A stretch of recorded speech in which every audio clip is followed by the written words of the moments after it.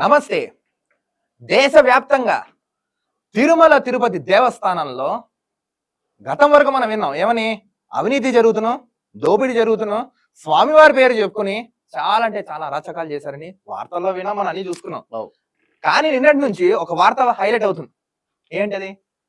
అతి పవిత్రమైనటువంటి తిరుపతి లడ్డూని కూడా గత ప్రభుత్వం అసలు అది ఏ ప్రభుత్వం ఉన్నా కానీ అంత నీచమైనటువంటి పనులు చేయడం అనేది అర్థం కాని పరిస్థితి ఉన్నది. లడ్డూలో మాక్సిమం అక్కడ తిరుమల ఎలా ఉంటుందంటే చాలా నియమ నిష్ట ధర్మబద్ధంగా కరెక్ట్ గా అసలు వాళ్ళు అరే ఇలాంటి మనుషులు మనం ఇక్కడ చూడగలం అలా ఉంటారు అక్కడ. టోటల్ వరల్డ్ వైడ్ గానే తిరుపతి దేవస్థానం అంటే ఒక ప్రఖ్యాతిగాంచినటువంటి ఒక ప్రత్యేక దేవాలయంలో మరి లడ్డూని అంతా కూడా అసలు అక్కడ లడ్డూ తయారీకి ఉపయోగించే నెయ్యిలో జంతువుల యొక్క నూనెను ఉపయోగించారు. చేపల నూనె, గొడ్డు మాంసం నూనె, కొవ్వు అదే నూనె లడ్డూ తయారీకి ఉపయోగించారంటండి. ఇది మేం చెప్పట్లేదండోయ్, ఇది మేం చెప్తున్నాం అనుకుంటున్నారు, మేం చెప్పట్లేదు. స్వయాన ఈయన తెలుసు కదా మీకు, రమణ దీక్షిత్. ఈయన సంచలనంగా ప్రెస్ మీట్ పెట్టి చాలా విషయాలు చెప్పుకొచ్చారు. లడ్డూల విషయంలోనే కాదు, గత ప్రభుత్వంలో నేను ఎందుకు దిగిపోవాల్సి వచ్చింది, ఏం జరిగింది, ఎందుకు ఇప్పుడు కూటమి ప్రభుత్వం ప్రక్షాళన మొదలెట్టింది అంటే గతం వరకు ఏం జరిగిందో క్లియర్ కట్ గా ఒకసారి ఆయన చెప్పారు. మనం కూడా ఒకసారి ఆయన మాటలు అడిగి ఒకసారి తెలుసుకుందాం. మనం కూడా ఆగమ సలహాదారుగా మా పెద్దలు చూపిన నడుస్తూ ఈయన గతంలో తిరుమల తిరుపతి దేవస్థానంలో అర్చకుడుగా పనిచేసిన సమయంలో ప్రధాన అర్చకుడుగా ఈయన మీద కక్ష కట్టారు లాస్ట్ ప్రభుత్వం, వ్యతిరేకించినట్టు ఇదంతా తెలిసిపోయి మరి విషయాలు చాలా అవినీతి జరుగుతుందండి ఇలా చేయదని ప్రశ్నిస్తా ఈయన్ని చట్టబద్ధంగా వ్యతిరేకంగా ఉద్యోగం నుంచి తొలగించారు. కానీ ఈయన ఎందుకు ప్రశ్నించాడు? ఫస్ట్ ఆఫ్ ఆల్ అక్కడ ఏదో తప్పు జరిగింది అక్కడ. ఇప్పుడు చూడండి ఇంకా ఈయన చెప్తున్నాడు చూడండి. ఎటువంటి అసౌకర్యం కలగకుండా ఆరాధనలు జరగడంలో నేను చాలా ప్రత్యేకమైన శ్రద్ధ వహించి ఏదైనా అపచారం జరిగినప్పుడు అది అధికారుల దృష్టికి తీసుకెళ్ళి దాన్ని సరిచేయడానికి వాళ్ళకు సరైన సలహాలు ఇచ్చి స్వామివారిని ప్రసన్నం చేసుకోవడం కోసం ఎంతో ప్రయత్నం చేశాను. వీళ్ళు అబద్ధాలు చెప్పారండి. ఎవరైతే వీడియో చూస్తున్నారో వీళ్ళు అబద్ధాలు చెప్పరు. ఎందుకంటే స్వయంగా నేరుగా దేవుడి దగ్గర ఉండి ఆయన యోగక్షేమాలు గానీ ఇంకా ఇతర గానీ దగ్గరుండి చూసిన వ్యక్తులు వీళ్ళు. సో ఇలాంటి వాళ్ళు అవస్థలు చెప్తారని మాత్రం నేనైతే నమ్మను. నేనగా నాకు తెలిసి ఎవరు నమ్మడు, హిందూ అనేవాడు కానీ ఎవరైతే ఉన్నారో. ఈయన ఏం చెప్తున్నారు, చాలా అంటే చాలా ఇబ్బందులు గురి చేశారు. నెక్స్ట్ ఏమైనా కంప్లైంట్స్ నేను పై అధికారుల వరకు తీసుకెళ్లి కూడా చెప్పానని ఈయన ఈ వీడియోలో క్లియర్ కట్ గా తెలపడం జరిగింది. మనకు అన్నం పెట్టే దేవుడికి మనం శుచిగా శుభ్రంగా తాజాగా ప్రసాదాలు తయారు చేసి స్వామివారికి నివేదన చేయడం అనేది మనం భక్తులు ఎన్నో జన్మల్లో చేసుకున్న మహాపుణ్యం. కానీ అందులోనే కల్తీలు జరగడం, స్వామివారికి సరైన వేళల్లో సరైన పరిమాణాల్లో స్వామివారికి నైవేద్యం కాకపోవడం అనేది. చూడండి, note this point. Clear cut గా ఏం చెప్తారు, మనం అక్కడ పవిత్రంగా భావించే తినే ప్రసాదంలో అక్కడ అవినీతి జరిగింది, అక్కడ అక్రమాలు చేశారు, క్లియర్ కట్ గా తెలుపుతున్నారు. ఇప్పుడు రాజకీయం అనేది చేయొచ్చండి, ఎక్కడ చేయాలి, ఒక లిమిట్. తినే ప్రసాదం దగ్గర కూడా ఇలాంటివి చేశారంటే మళ్ళీ ప్రశ్నించగా మాట్లాడక మేము ఏం చేయాలి చెప్పండి? ఎంతసేపు మీరు వాళ్ళని అన్నారు వీళ్ళు అన్నారు కదా, మరి వీళ్ళు చేసే పనులు ఏంటి? మనం వీళ్ళు చేసే పనిలే మనం వ్యక్తిగతంగా విమర్శించట్లేదు, ఉన్నదాన్ని జనాలకు చూపిస్తున్నాం. ఇది చాలా విచారకరమైన విషయం. అందులోనూ ఆగమ శాస్త్ర ప్రకారంగా ఆవుకు ఆగమ కార్యక్రమాల్లో ఎంతో విలువైన స్థానం ఉంది. క్షీరం గాని, ఆవు మాంసం, ఆవు బీఫ్ ఆయిల్ కూడా ఏదో మిక్స్ చేశారు. యాక్చువల్ గా అక్కడ తిరుమల వెంకటేశ్వర స్వామికి ఉపయోగించే ఒక అభిషేకం చేస్తారు పాలకి, పొంగనూరు ఆవు అని. ఆవు పాలతో ఇప్పటికీ అభిషేకం జరుగుతుంది. అలాంటి చోట వీళ్ళు ఇలాంటి కార్యక్రమాలు చేశారంటే ఏమన్నారు అసలు? వీళ్ళు ఏమన్నారు అసలు? మీరు దారుణం, అసలు మామూలు విషయం కాదు. ఎవరైనా సరే, అది ఇంకో ప్రభుత్వమా లేకపోతే ఆ ప్రభుత్వమా ఇది కాదు, కానీ ఇగో ఒక పవిత్రమైనటువంటి దాన్ని పవిత్రంగానే ఉంచాలి, కానీ ఇగో ఇట్లా చేసేటటువంటి పరిస్థితులు చేయకూడదు. అది ఇప్పుడు వైసీపీ ప్రభుత్వం జగన్మోహన్ రెడ్డా లేకపోతే తెలంగాణకు వచ్చిండ్రా లేకపోతే ఇంకో స్టేట్ అనే విషయాలను పక్కన పెడితే సెన్సిటివ్ విషయాలు ఏవైతే ఉన్నాయో, అది చర్చి కావచ్చు, మసీదు కావచ్చు, లేకపోతే హిందూ దేవాలయాలని కావచ్చు, పవిత్రమైన దాన్ని పవిత్రంగానే ఉంచాలి. కానీ ఇగో ఇట్లా ఆగం పట్టించడం మాత్రానికి కరెక్ట్ కాదు. స్వామివారికి అభిషేకం జరుగుతుంది. సుప్రభాతంలో ఏకాంత సేవలు, ఇంకా చెప్తాడు ఆయన. వారికి ఆగమోక్తంగా జరగవలసిన కార్యక్రమాలు, పూజలు, అభిషేకాలు, అలంకారాలు, ఆరగింపులు ఇవన్నీ కూడా శాస్త్రోక్తంగా జరిపే వరకు ఎటువంటి విమర్శలు ఉండవు, భక్తులకు ఎటువంటి బాధ ఉండదు. కాబట్టి ఎవరు వచ్చినా కూడా స్వామివారు మనకందరికీ అధికారి అని, స్వామివారిని తృప్తిపరచడం వల్ల మనమందరం క్షేమంగా ఉంటామనే ఒక నమ్మకంతో, మన సనాతన ధర్మం మీద ఉన్న నమ్మకంతో మనం నడుచుకుంటే అందరూ క్షేమంగా ఉంటాము. ఇందులో ప్రభుత్వం, ఈ ప్రభుత్వం, ఆ ప్రభుత్వం అనేదో, లేకపోతే దీనివల్ల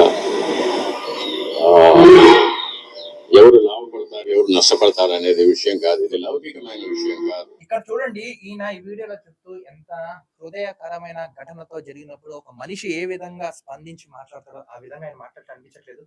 ఎంత చెయ్యకూడదు అంత చేశారండి. గత ప్రభుత్వాలు కూడా చేయనట్లేదు, వైసీపీ అనట్లేదు. గతంలో ఉన్న టీడీపీ గవర్నమెంట్ అయినా, ముందున్న కాంగ్రెస్ అయినా, ఉమ్మడి రాష్ట్రం జరిగాయి.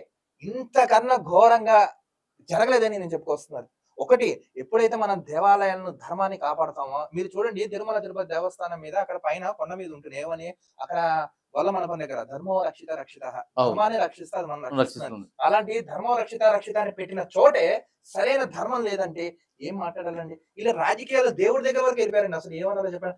గతంలో మీకు గుర్తుందా లేదా, వైవి సుబ్బారెడ్డి చైర్మన్ గా ఉండేవాడు టీటీడీకి. ఆయన ఇంట్లో హుండీ తీసుకెళ్లిపోయాడు, పూలు పళ్ళు ఇంటికి తీసుకెళ్లి ఎక్కించుకునేవాడు. అన్ని ప్రూఫ్స్ తో బయటకు వచ్చాయి. ఏకాంత సేవ 300 టికెట్లు రోజు వాళ్ళందరూ బ్లాక్ లో అమ్ముకున్నారు. చాలా అవినీతి జరిగింది. ఏమన్నారు అసలు చెప్పండి. సరే, అవినీతి జరగడం అనేది ఇదంతా విషయం పక్కకు పెడితే, ఇగో ఇది దారుణమైన విషయం అని చెప్తాం. లడ్డుకు సంబంధించిన విషయం. సరే, దేవాలయాల టికెట్లు తక్కువ, టికెట్లు ఎక్కువ అమ్ముకున్నారు, లేకపోతే బ్లాక్లు అమ్ముకున్నారు, ఇవన్నీ అంటే సరే అది ఓకే, అది ఎక్కడైనా జరిగేటటువంటి విషయాలే కాబట్టి. కానీ పవిత్రమైనటువంటి ప్రసాదంలో కూడా అది జంతువులకు సంబంధించినటువంటి నూనె, కొవ్వును కలపడం అనేది దారుణమైన విషయం. ఎవరున్నా సరే, ఇగో దీని వెనక ఎవరున్నా, మరి పై స్థాయి నాయకులకి తెలిసి జరిగిందా, లేకపోతే మధ్యలో చేసినా, ఏదేమైనా కానీ ఇప్పుడు కేంద్రం కూడా మాట్లాడుతూ ఉంది దీని మీద. ఆల్రెడీ కేంద్ర మంత్రి మాట్లాడుతున్నాడు దీని మీద. పూర్తిగా కూడా విచారణ చేస్తాం, ఎవరున్నా సరే వదిలిపెట్టొద్దు. ఇక ఎంతటి వారైనా సరే వదిలిపెట్టకుండా మాత్రం చర్యలు తీసుకోవాలి. ఇంకా చూడండి, ఇంకా ఆయన మాట్లాడుతున్నాడు. ఇది దైవికమైన విషయం, ఆగమ శాస్త్ర సంబంధమైన విషయం కాబట్టి ఆ సంబంధంగానే నేను కూడా ఈ విషయంలో నేను మాట్లాడుతున్నాను. మీరు స్వామివారికి నివేదనలు సరిగ్గా చేయటం లేదని చెప్పి గతంలో నైవేద్యాలు సరిగ్గా పెట్టలేదండి, ఆ విషయం తెలుసు మీకు. చూడండి, దీనికి తీసుకెళ్ళాము, అయినా ఇలాంటి చర్యలు తీసుకోలేదు. మరి ఇప్పుడు ప్రభుత్వం మారాక స్వామివారికి నివేదనలు సక్రమంగా జరుగుతున్నాను. నేను గత ప్రభుత్వం నా పైన చేసిన కొన్ని కోర్టు కేసుల వల్ల నేను ఆలయానికి దూరంగా ఉండవలసి వచ్చింది. అంటే ప్రధాన అర్చక పదవికి దూరంగా ఉండవలసి వచ్చింది. నేను ప్రధాన అర్చకుడిగా చేయవలసిన నా కార్యక్రమాలు నేను చేయకుండా నన్ను నిలిపివేశారు. కాబట్టి ఇదేదో జగన్మోహన్ రెడ్డి మీద విమర్శతోనో, లేదా వైసీపీ మీద కోపంతోనో, లేకపోతే ఏదో ప్రశ్నించాలనే వ్యూలో కాదండి. నేరుగా స్వయంగా ఈయన చెప్తున్న దానికే మేము కూడా చెప్తున్నాను. ఏమని చెప్పాడు ఈయన, గత ప్రభుత్వం ఒత్తిడితో నేను రాజీనామా చేయవలసి వచ్చింది, అక్కడ చాలా అవినీతి జరుగుతుందని నేరుగా ప్రధాన అర్చకుడిగా చేసిన రమణ దీక్షితులు గారు స్వయంగా ఆయన ప్రెస్ ముందరకు వచ్చి ఆయన తెలపడం జరుగుతుంది. మనం చూసుకున్నాం కదా. ఒక్కటి ఆలోచించండి, నేను ఏమంటున్నానంటే, మీ రిలీజ్ అంటే ఇప్పుడు మన మతాన్ని ప్రేమించని పక్క మతాన్ని గౌరవించాలని చెప్పింది. వాళ్ళ మతాన్ని వాళ్ళు విమర్శించుకుని పక్క వాళ్ళని నాశనం చేయడానికి వాళ్ళు చాలా అంటే చాలా కుయుక్తులు చాలా మంది చేశారు. అసలు రాజకీయ నాయకుడు అనేవాడు అసలు దేవాలయాలు అసలు కొన్ని చోట్లకి రాకూడదు. ఎక్కడైతే రాజకీయం వచ్చినా మొత్తం సర్వనాశనం అయిపోతుంది. అది ఈ పార్టీ ఆ పార్టీ అని కాదు. ఏమంటారు దానికి? ఇంకోటి చూడండి, ఇప్పుడు ఎలా జరుగుతున్నది అనేది ఇప్పుడున్న ప్రధాన అధికారుల దృష్టికి తీసుకుపోవడం వరకే నా బాగుంటుంది. దాని మీద చర్యలు తీసుకోవడము, ఎటువంటి చర్యలు తీసుకోవాలనేది వాళ్ళు నిర్ణయించుకుంటారు. వాళ్ళ కారణాలు నాకు సంబంధం. ఫైనల్ గా ఒకటే, ఈయన ప్రెస్ ముందరకు వచ్చారు, మాట్లాడారు, అక్కడ చాలా అవినీతి జరిగింది, నెక్స్ట్ చాలా కల్తీలు జరిగాయి, నెక్స్ట్ స్వామివారి పేరు మీద ఎన్నో దోపిడీ కార్యక్రమాలు ఇంకా చాలా జరిగాయి. ఇవన్నీ నేను అధికారుల దృష్టికి తీసుకెళ్ళినా కూడా వాళ్ళు ఎటువంటి స్పందించకుండా చూసినట్టు నెమ్మకి వివరించారని క్లియర్ కట్ గా చెప్తున్నారు. ఒకటి చెప్తాను, ఈ కూటమి ప్రభుత్వాన్ని కూడా మీరు చెప్తున్నారు ప్రజా ప్రభుత్వం ఏర్పడడం, ప్రజలు అదంటే ప్రజాపరిపాలన 100 రోజులు మీటింగ్ పెట్టారు. మీరు ఈ 100 రోజుల్లో మీరు ఫస్ట్ చేయండి. ఫస్ట్ ఏం చేయండి, లా అండ్ ఆర్డర్ సెట్ చేసిన తర్వాత వెంటనే మీరు తిరుమల నుంచి ప్రక్షాళన మొదలెట్టారు, బాగా ఉంది. బాగుంది. ఇంకా చూడండి, తిరుమలే కాదు, ఆంధ్ర రాష్ట్రంలో ఇచ్చాపురం నుంచి అనంతపురం వరకు ఎన్ని దేవాలయాలు ఉన్నాయి, ఎంత అవినీతి జరుగుతుంది, ఇంకా ఏం జరిగేవో డెప్త్ గా లోతుగా వెళ్ళండి. ఇక్కడ మీరు రాజకీయం చేయండి, ఏ విధంగా రాజకీయం చేయండి, ఈ విధంగా రాజకీయం చేయండి. అసలు ఇప్పుడు ఈ కల్తీ ఎవరు చేశారు, ఎందుకు చేశారు, ప్రభుత్వ పెద్దల ఎవరైనా ఉన్నారా, ఎవరు చేశారు, చేయించవలసి వచ్చింది. పూర్తి నివేదిక తీసుకుని వీళ్ళందరినీ చట్టరీత్యా చట్టపరంగా అయితే కఠినంగా అంటే కఠినంగా శిక్షించవలసిందిగా మేము కూడా డిమాండ్ చేస్తాం. నిన్న కూడా చూసుకున్నా, చంద్రబాబు నాయుడు గారు మీరు చాలా కూల్ గా ఉంటున్నారు, వాళ్ళు ఎలా మాట్లాడతారండి, మీరు ఇంకా శాంతం కాదు. ఎవరైనా సరే వాళ్ళు పూర్తి నివేదిక మీ దగ్గర ఉంది కాబట్టి వాళ్ళని చట్టపరంగా యాక్షన్ తీసుకోండి అంటున్నాం మేము. ఆలస్యం అమృతం విషయం అన్నట్టుగా చెప్తామండి. మీరు కనుక డిలే చేస్తే ఇందులో మీ పాత్ర కూడా ఉందని మేము అనుకుంటాం. సో మీ దగ్గర నివేదిక వచ్చింది కాబట్టి as soon as possible action తీసుకోండి. ఎందుకంటే స్వయాన ప్రధాన అర్చకుడు కూడా ప్రెస్ ముందరకు వచ్చి ఇలా జరిగింది అలా జరిగింది అని ఆయన చెప్తున్నా కూడా మీరు ఇంకా చూద్దాం, చట్టం తన పని తాను చేసుకుంటే నిర్లక్ష్యం వహిస్తే మాత్రం ఇంకా రానున్న రోజుల్లో చాలా అంటే చాలా ఇంకా జరుగుతాయి. అది వద్దు, అంతవరకు వద్దని నేను చెప్తున్నాను. సో వెంటనే యాక్షన్ తీసుకోండి. ఎవరు చేశారు, ఎక్కడ చేశారు, ఎందుకు చేయవలసి వచ్చింది, వీలే చేశారా, ఎవరైనా వెనకాల నుంచి చేయించారా, లోతుగా దర్యాప్తు చేసి వాళ్ళందరినీ చట్టరీత్యా శిక్ష వేయవలసిందిగా మేము కూడా ఆంధ్ర రాష్ట్ర ప్రజల తరపున ఈ వేదిక ద్వారా మేము కూడా మీకు ప్రశ్నించడం జరుగుతుంది. ఏమంటారు మీరు? అంతే, ఎవరున్నా సరే, ఎంతటి వారైనా సరే ఇగో దీంట్లో వదిలిపెట్టొద్దు. ఖచ్చితంగా చర్యలు అయితే గట్టిగా తీసుకోవాలి. మళ్ళీ ఒకసారి ఇట్లాంటి పునరావృతం కాకుండా గత ప్రభుత్వం, ఈ ప్రభుత్వం, ఇంకో ప్రభుత్వం అనేది కాదు. ఎవరైతే దాంట్లో వ్యక్తులు ప్రమేయంగా ఉన్నారో, ఎందుకంటే తప్పు ఎవరు చేసినా తప్పే కాబట్టి ఖచ్చితంగా వాళ్ళకి బరాబర్గా శిక్ష పడేటట్టుగా కూడా చర్యలు తీసుకోవాలి. ఆ విధంగా మేము కూడా చట్టరీత్యా చర్యలు తీసుకోవాల్సిందిగా ఆంధ్ర రాష్ట్ర ప్రజల తరఫున మేము కూడా ఈ వేదిక ద్వారా మీకు డిమాండ్ చేయడం జరుగుతున్నాం. సో వెంటనే ఫోకస్ చేసి అసలు ఏమైనా కసరత్ చేసి పూర్తిగా ఈ కేసుని యాజ్ సూన్ యాజ్ పాసిబుల్ గా క్లోజ్ అవ్వాల్సిందిగా ఈ ప్రభుత్వాన్ని మేము కూడా కోరడం జరుగుతుంది.